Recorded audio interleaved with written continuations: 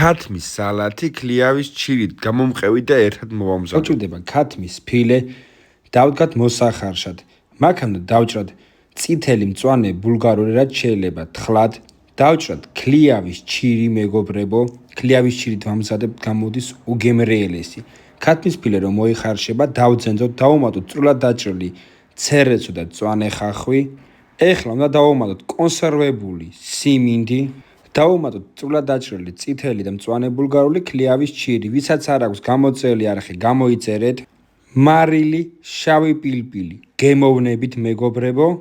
სანამ მაიონეზს მივცემთ, ერთი კარგად ამოვრიოთ, მარილი რომ თანაბრად გაიხსნას და ეხლა უკვე უნდა დავუმატოთ მაიონეზი. ერთხელაც კარგად ამოვრიოთ და ჩვენი უგემრიელესი ქათმის სალათი ქლიავის ჩირით მზად არის. აი ესე მარტივად მზადდება და გამოდის უგემრიელესი. გამოეწერეთ არხი და დაალაიქეთ ვიდეო, მეგობრებო.